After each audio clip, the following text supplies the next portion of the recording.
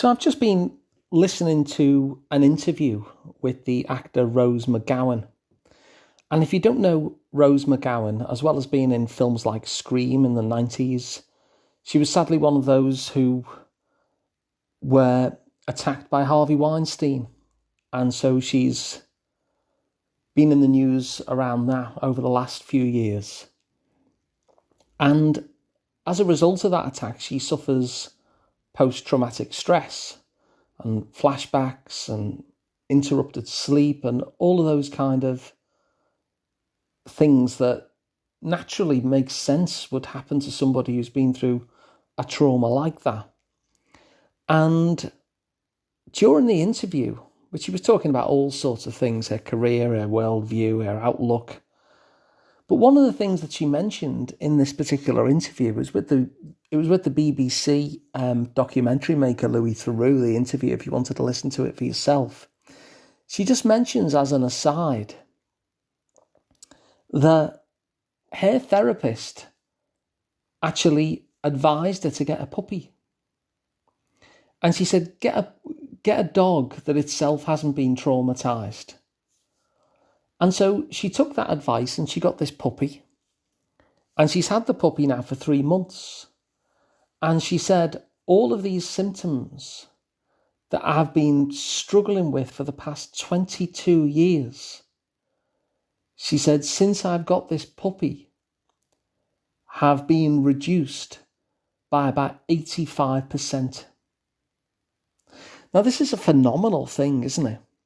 That someone who's been suffering from the effects of post-traumatic stress for 22 years suddenly has 85% of that wiped away for them within the space of 3 months with just one intervention. And that's getting a puppy. Now, this says a couple of things to me, which I experience too with my clients. It's that one change that we make can have the most phenomenal consequences on our behalf. And so the way we'll often conceptualize things is that if we're taking one step at a time, that each step is going to be equal to the next step in terms of its results. But that tends not to be the case. The step that we take can have phenomenal results on our behalf. And so that's a good example of this, that this one change, getting a puppy, eradicated 85% of the stuff that she's been suffering with. And so I think there's something quite hopeful in there, that if you think that you might have been struggling with something for decades, that you think that maybe you have to unpick the whole thing step by step, moment by moment, in order to get yourself to a place where you feel okay again. In actual fact, the way it often works is that there will be a particular step that you'll happen upon that in one fell swoop will take away a huge amount of the suffering. So I think it's really hopeful just to kind of reflect on that side of it. But the second thing that caught my attention was to do with one of the things that I often talk about on this podcast. In fact, the podcast before last, I spoke about how the nervous system detects safety and what it does when we don't feel safe, that it'll either push us into an anxious feeling of fight or flight where we've got lots of energy in us. And where we've got chronic anxiety, that sort of energetic response will be kind of held in the body for a long time, will kind of, that background hum, if you like, will be embodied within us, will make things like sleep difficult. We can't shake this sense of being on high alert. Or the other way that it will do it is that our nervous system will just shut down.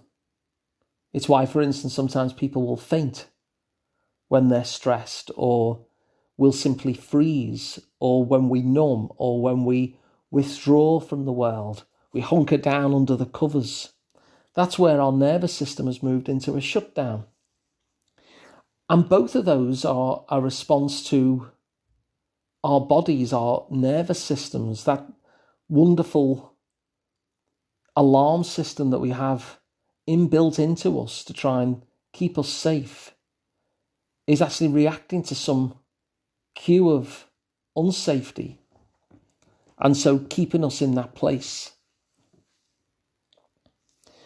And when we're in either of those places, where we're either in like a fight or flight, or we're in a shutdown, where we're in that kind of in a chronic way, what we're looking for there is things to just cue us back into safety. And there's a number of things that we can do in terms of breath work by ourselves, but the most powerful way to bring us back into safety is not self-regulation, where we're trying to self-regulate, although that is powerful and we can learn to do that. But it's co-regulation. In other words, somebody else will help to regulate us. And you'll notice this with an infant. When they get distressed, they'll reach out to somebody. They won't try and self-regulate. They're reaching out to another person, and that person comes and hopefully soothes them and looks after them. And then that infant can calm down and feel safe again because they've co-regulated. And we're mammals after all. And one of the things about co-regulation is that it doesn't have to be with another human. It can actually be with any other kind of mammal that you have a connection to. It's why things like equine therapy with horses has been really effective. And it's probably the reason why Rose McGowan has found such benefit from getting this puppy.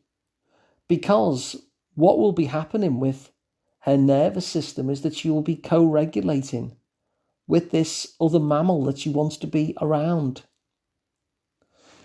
And so I thought it was just worth bringing that to your attention, really, if you listen to this podcast, because it shows the power of co-regulation.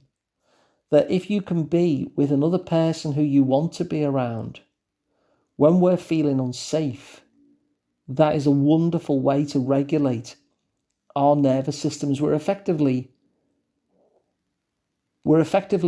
being helped by another person's nervous system to just bring us into a place of calm and safety. But when we talk about that kind of co-regulation, we talk about the nervous system's response, it can often be missed out. It doesn't have to be a human. And so especially if you're finding human-to-human connection really quite difficult, connecting with another mammal that's not a human can have exactly the same effect. And my guess is that this is what's happened with Rose, with her new puppy, that the co-regulation that's going on is soothing her nervous system to such an extent that she's finding that her symptoms of post-traumatic stress have mostly been taken away. And so I want to leave you with that, really, those two hopeful thoughts, one of which is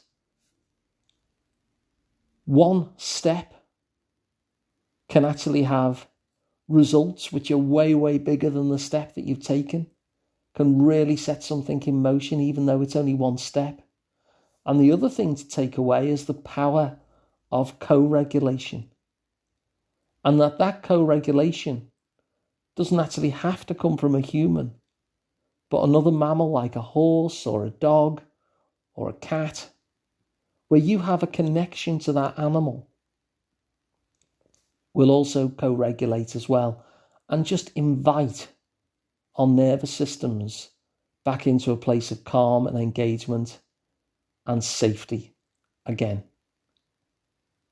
And when we're in a place of safety, all that agitation and all of that shutdown will start to come offline, because when we're invited back to safety, it's a completely different part of the nervous system that comes alive. And it's the part of the nervous system that is responsible for social engagement. Mammals have it. It's the latest part of our nervous system. And because mammals have it, other mammals have it too. And that's why the connection between a human and an animal like a dog can be so powerful. Not just in terms of the connection, but in terms of the potential healing as well. Because while we can self-regulate, and that is a skill that we can learn, the most powerful thing of all is to regulate collectively with another mammal that you wish to be around. And so I just wanted to share that with you because I found it so interesting and so insightful, really, that was the impact that had had to wipe away 85% of the symptoms she's been struggling with for 22 years. Quite remarkable, isn't it? And so if you like that idea and you find it helpful, please share it. If you'd like to work with me one-on-one, my name is Alun Parry. You can find me at liverpoolpsychotherapy.co.uk. If you'd like to watch these by video, just go to asliceoftherapy.com, and of course, you can subscribe to this as a podcast completely free wherever you get your podcasts from. So thanks for listening, and I'll be back with another one tomorrow.